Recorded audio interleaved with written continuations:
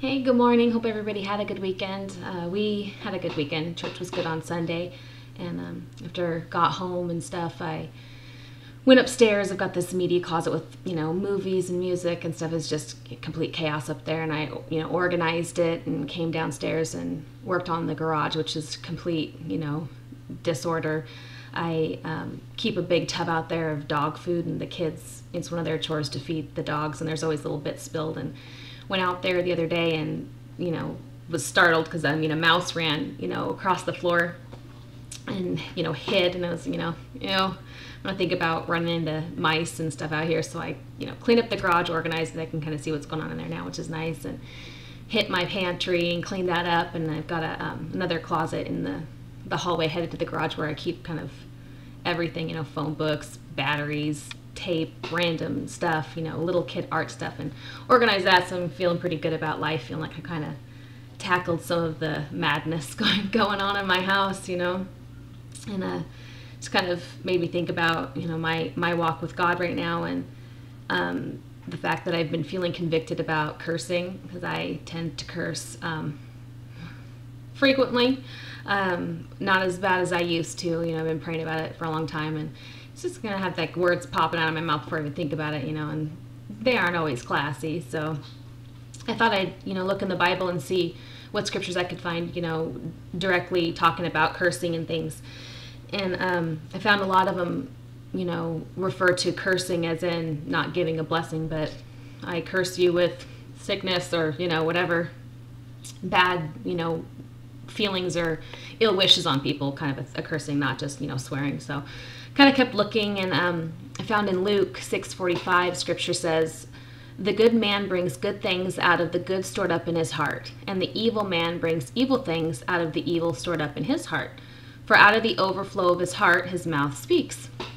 And so I'm kind of thinking about the words that I use, and that's not what's in my heart. I mean, I might, when do I curse? I curse if I get angry, which the Bible also says, a fool is easily angered. So I'm acting foolish and, being immature by cursing out of anger. But mostly for me, I think it's more for humor, like I'm making a joke, I remember my son asking me one time, "Why do you cuss when you get irritated, Mom?" And it was like, I do it to make a joke and make myself laugh so I don't kill you, and it's like, well, keep cursing, but it's not a good example for me to be setting for my kids. You always giggle when you have a little toddler say a bad word, but why are they saying it? Because I'm saying it, so I'm just kind of wanting to set a better example for my kids and kind of do, what I want them to do, not, act differently than what I'm telling them they need to do, so just kind of my own personal thing, kind of something I'm going through, and people that, my family and, friends that are close to me know that's something that I've kind of been like, I need to work on this, and kind of praying about it and working on it. So anyway, I kept looking, through the Bible, and in Exodus 27, you got the 10 Commandments. And the third commandment is, "You shall not misuse the name of the Lord your God, for the Lord will not hold anyone guiltless who misuses his name." If I'm going to go and slam my finger in a door, for some reason that, it's the Lord's name that comes out. And it didn't used to be like my curse word of choice, but it's been more frequently used lately, and I'm just feeling convicted about it. It's a powerful, name, and it shouldn't be used that way. So I'm just I'm trying to clean it up, trying to clean up my mouth. I feel like those Orbit commercials, dirty mouth, clean it up. Well, that's what I need to do, Anyway, the fact that you're not supposed to use the Lord's name in vain is the third commandment. And I was looking at it going, okay, well, I don't know if it's like in order of importance, the commandments. Like, I know they're all important, but I found it interesting that was the third one, which puts it before keeping your Sabbath holy, puts it before honoring your mother and your father, puts it before you shall not murder, you shall not steal, you shall not lie, and you shall not covet. So for me, for that to be, don't use your Lord's name in vain before don't murder, kind of seems significant to me. So again, definitely need to be not doing that anymore. It reminds me of this story of my son Isaac when he was about 4. He was at my mom's house, and I could hear him playing outside, and I hear him say, "Gosh dang it," only the real version. And I went out there and I said, you know, buddy, you really can't say that. You know, Jesus doesn't like it. You know, and, you know, run along and play. And the next day I hear him say it again. And I go out there and say, you know, Isaac, you can't say that, you know, Jesus doesn't like it. You know, let's not say that. And I was like, okay, you know, third day I hear him out there, gosh dang it. And I go out there, Isaac, you can't say that, you know, Jesus doesn't like it. And he goes, yeah, well, maybe God does. And it just made me laugh, you know. It's like, you know, it's not glorifying God to use his name as a curse, you know. We need to be lifting that name up and, you know, giving it reverence, not treating it like a, you know, curse word. So anyway, I also, you know, I just kind of kept looking for more scriptures pertaining to this, and in Matthew 12:36 I found, but I tell you that men will have to give account on the day of judgment for every careless word they have spoken. For by your words you will be acquitted, and by your words you will be condemned. So, you know, I mean, there you have it. We're supposed to be watching what we say, and I don't think that scripture is necessarily pertaining just to cursing, but, you know, I felt like it kind of had a little bit of relevance anyway, so I threw it in there. But, yeah, you know, I mean, just like in the mainstream society, walking around cursing is, you know, it's just not classy, dropping the F-bomb in the middle of a conversation with some little old lady in a grocery store. Not to say that I'm doing that, I'm just, you know, saying if I'm not going to say it in front of grandma and, you know, Safeway, then maybe I shouldn't be saying it, you know, other places, you know. If I'm not going to say it at my kids', you know, teacher-student conference, then maybe I shouldn't be saying it. If I don't want to go to church and, you know, make a joke with my pastor and throw the F word in there, maybe I should be shelving it permanently, you know. I'm just kind of thinking about the English language, and honestly, most of the curse words are just lazy. I mean, it's just for lack of a better word. And I'm just thinking, you know, there are a lot more interesting words out there than, you know, the P word for being angry. You know, it's just like, you know, I'm just out of curiosity, I'm going to go to the thesaurus and see what we've got. And there's 52 synonyms for angry in the thesaurus that I looked at online. Many of which were, you know, really great words that I don't think are used enough in, you know, in regular, you know, conversation. A couple of my favorite ones were chafed and nettled and inflamed, all of which could be used for physical discomfort as well, which I guess would make you angry, so it's fitting. But, you know, I mean, it's not just not classy, it's just lazy. I mean, we got better words in the English language that we could be using, you know, than, you know, the F word and all the others that roll off my tongue, you know, easily. So anyway, and I was talking to my cousin Courtney about it, and we were discussing how, I mean, it's normal to curse. It's not really too frowned upon for the most part, you know, with the exception of a couple different, you know, scenarios. If we're talking about like little kids' school or church or, you know, grandmas, you know, past that, people don't really notice, I don't think, too much when you swear, but I think they notice more when you don't. And we're supposed to be set apart, you know, so it's just kind of something that I feel like I'm being convicted for in my spirit, you know, and you might not be, but I definitely am, and I'm just kind of working on it, you know. And I was thinking about, you know, the fact that I notice when people don't curse more than I notice when they do.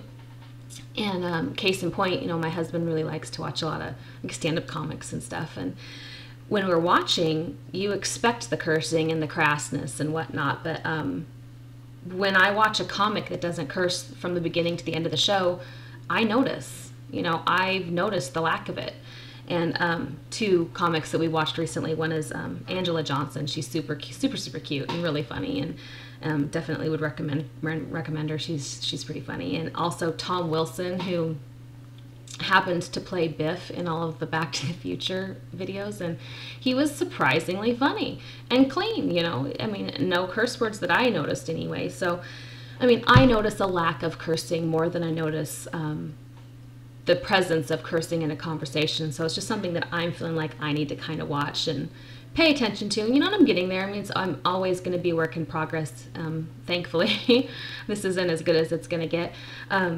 You know, but instead of it just kind of pouring out of my mouth willy-nilly anymore, I kind of am catching it before I say it and kind of pick something else. I might stutter for a second or pause for a second, but it's getting better. You know, and I'm not going to continue to beat myself up over it and feel super guilty and this and that. You know, ask forgiveness, move on, you know. is kind of where I'm at this point. So anyway, let's see here. In Colossians 3:8, where is that? But now you must rid yourselves of all such things as these: anger, rage, malice, slander, and filthy language from your lips. So there you go. I mean, especially for me, if I'm angry and that's why I'm cursing, well, then it's kind of a double whammy. I kind of need to just chill out a little bit and quit taking everything so seriously, you know? And definitely not resort to cursing like an idiot just because I'm ticked off. It's, you know, grow up a little bit, show some, you know, what's the word I'm looking for? I don't know, discipline, self-discipline. There you go. So rather than using those, you know, going down to Colossians 3:12 through 14, it says, therefore, as God's chosen people, holy and dearly loved, clothe yourselves with compassion, kindness, humility, gentleness, and patience. Bear with each other and forgive whatever grievances you may have against one another. Forgive as the Lord forgave you. And over all these virtues, put on love, which binds them all together in perfect unity.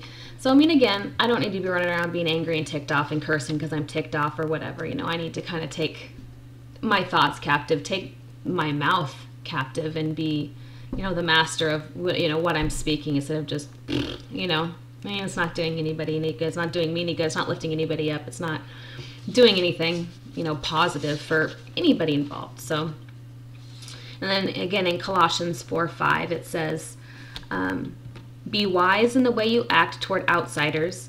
Make the most of every opportunity. Let your conversation be always full of grace, seasoned with salt, so that you may know how to answer everyone. You know, it's just, I don't know, it's just my own personal thing. This is something that I'm working on, something I thought I'd share with you. You know, and just kind of encourage you, whatever your thing is. I mean, mine right now is cursing. That's my struggle right now. It's something that I want to change, something that I want to improve upon in my life, something that I just don't want anymore, you know, and it's not like I feel like I'm going to go burn in hell because of it. It's just my own thing that I just don't want anymore, you know, and I would encourage, you know, anybody else, if there's something in your life that you're kind of thinking, maybe you shouldn't be doing it, maybe I don't want to do it, I don't know. I mean, kind of hem and haw about, you know, I mean, I don't know. Maybe you feel like God doesn't want you to eat Fruit Loops anymore, and you like Fruit Loops, and, you know, maybe God isn't telling you to stop eating Fruit Loops, so you're just going to kind of ignore it. But isn't it just, you know, better to be safe than sorry and just kind of give God the Fruit Loops, not eat the Fruit Loops? I'm just saying, you know, just saying. There's something that's going on with you, you know, between you and God, and you feel like, I can hear my dog crying outside and whining. The one's in heat and we're having to keep them separated and it's a big mess, but to keep one outside because the female will, she opens the dog kennel and lets the male out. It's just a complete mess. So sorry if you can hear him crying. But anyway, yeah, if there's something going on with you and the Lord, something you feel kind of like maybe you shouldn't be doing or shouldn't or want to give to God, you know, say it's drinking. You know, for me, my last thing was smoking. I love smoking. I hate not smoking, but I'm not smoking. I'm trying to set a better example for my kids. You know, they come home with those candy cigarettes and I'm like, well, you look as stupid as I feel, so time to quit smoking, you know. So, I mean, whatever you've got going on, you know, if you're not sure, you know, just offer it up to the Lord for a week. See what happens, you know. Give it to him. You know, fasting doesn't just have to be about praying. It could be about anything. You know, if you're feeling convicted about something you're watching, something you're reading, something you're doing. I mean, it could be something small, you know. Go ahead and give it up for a week and just see what happens. See if you get blessed, you know. But anyway, that's just kind of my struggle for now. And I just thought I'd kind of share it with you in case anybody else is kind of feeling the same way. Don't beat yourself up over it, you know. Ask forgiveness. Try again, you know. His mercies and love and forgiveness are new every morning, thankfully. You know, great is his faithfulness. He's faithful to us. He loves us. He wants us to do good. You know, how much do you forgive your kids? My kids are little turkeys every single day and make choices that are poor, you know, and I get so frustrated with them. And, you know, I remember one point just thinking, you know, why don't they just do what I asked them to do? It's not hard. It's not hard. And, you know, how am I any better? I struggle with stuff between me and my God every day. I make poor choices every day. I'm no better than my kids. You know, I need to have more patience with them and more forgiveness for them and not hold a record of wrongs with them, you know, because if God did that with me, I'd be in some serious trouble. So Anyway, more patience for me. I need patience. I need to chill out a little bit. Need to watch my mouth, use some more inventive words, you know. So just trying to feel better about me. Anyways, hope you guys have a good day. Take care.